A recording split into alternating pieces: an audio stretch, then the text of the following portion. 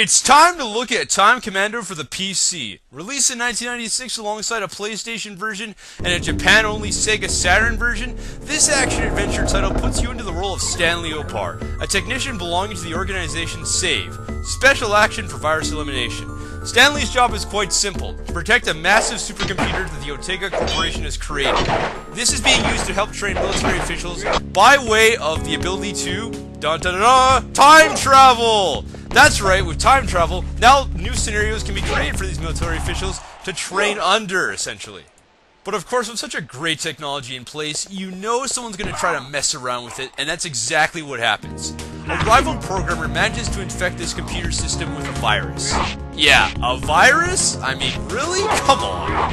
Alright, but keep in mind, this was 1996 after all, and viruses were still the huge thing before worms became prominent, so bear in mind with it. So it's up to Stanley to enter this time bubble that's been created by the virus, head through 8 different time periods that include the prehistoric, Roman, feudal Japan, medieval, conquistador, western, modern wars, and finally, before he can finally challenge the virus, save the day, and yada yada, you know, all the hero stuff. Now, the controls for the game are pretty self-explanatory. Use the directional keys to move Stanley around the level, and in order to attack, use the directional keys plus the control key to do such things as punching forward, punching to the side, and blocking.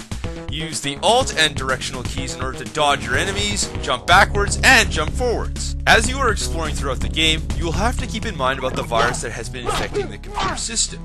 Now, the virus's growth is shown by the bar that is located at the top of the screen, and as the time passes by, this bar will slowly fill up to show the virus's progress as you're going through the level. If it gets to the end of the bar, the virus takes over and it's game over. But you have a weapon you're going to be able to use. Throughout each of the different levels, there are blue computer chips that have not been infected by the virus. Now, you'll need to collect these chips and use these chips to upload to the main computer via these blue sort of orb devices. These will decrease the virus's progress and allow you to continue throughout the level for a longer period of time. Now, looking beyond the gameplay mechanics, the game itself is actually quite enjoyable for what it offers. It combines authenticity with the different time periods you explore that not only look good, especially when you consider this was a 1996 Windows game, but also the fact that the scenery actually reflects what you might expect a place to look like during this particular time period, as you might imagine it throughout history. Sure, there are the cliche elements like knights in the medieval period, ninjas in the feudal period, but that's okay. That's to be expected in this type of game anyway. It's not really a big deal. What's also enjoyable about the game are the music and sound effects, which sound quite stellar. The tunes for each of the levels fit in with the level theme as you're playing through the game, and all the level tunes sound quite awesome overall. It's also interesting to see that the music will stop playing and restart playing when the action commences, like when you're attacking an enemy, for example. It's a neat sort of effect that adds to the feeling of the game, but in general, I wish they could have scaled it back a bit. I mean, there are times throughout the game where you just kind of want to listen to the music and just feel what's going on and stuff like that, but, you know, you're kind of jamming to the tune and then bam, the music stops. It's just something I wish they would have removed. Now, in regards to the level design of the game, it's actually pretty simplistic throughout each of the levels. You go from the beginning of a level to the end of it, and there are no sort of branching paths that you can take to finish the level off in a different sort of way. Now, this is also compounded by the fact that the level is pushing you forward. That means that you can't go back and explore an area again just to pick up an item or weapon that you may have missed along the way. Now, the developers justify this by saying that it's all part of the replay value of the game, in that you want to replay the levels again to get the items and objects you missed the first time around. That's all fine and dandy for lengthening gameplay, isn't it? But it doesn't solve the problem that you can't go back to get a particular item because you may have missed it the first time, and now you need it! Alright? Case in point, sometimes when you're moving about and the level is scrolling forward, some new items will appear, and if you've gone too far forward already, you can't get them now, and you're screwed for a boss battle or other sort of battle. It just makes things frustrating. Now, I haven't gone in depth about the weapons of the game, because more often than not, they actually fit throughout the time period you're in. So you'll see swords throughout the feudal Japan area, you know, guns in the modern warfare, but there's one weapon that I took exception to. And this is in the future area. Now, you see there's this chick you're fighting in the future, and she's taunting you at the beginning of the level, and so as you're fighting her in the elevator, you're thinking, alright, I'm gonna get something really good now.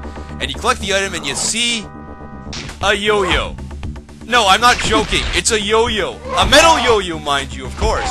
But this yo-yo is like freaking insane. It's like the most powerful weapon in the future. I kid you not. It beats aliens with ease. It beats, you know, any sort of enemy. I mean, look at this. It beats a robot. A freaking metal robot! This yo-yo is kicking its ass!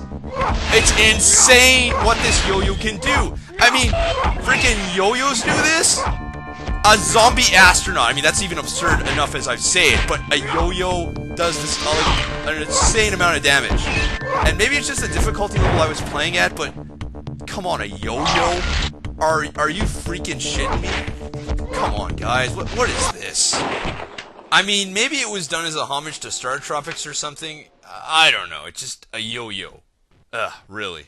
And the last sort of gripe I have with the game is Stanley's movement. He just moves so bloody slowly through the game, it's not even funny. There is no run button that you can activate in the game. He just jogs around like, da-da-da, I got all this time in the world, look at me, I'm gonna save a virus, I'm just gonna jog. Yeah, that's real smart, Stanley. Wanna know the best way to move faster? Dodging! That's right, dodging side to side, dodging backwards makes you move faster than freaking jogging man here. Now, here's something strange regarding the dodging element. In the western level, if you collect the double guns, Stanley can now do a side roll, which begs the question, why couldn't Stanley do this side roll prior in the game rather than jumping around? What, he picked up the double guns and all of a sudden...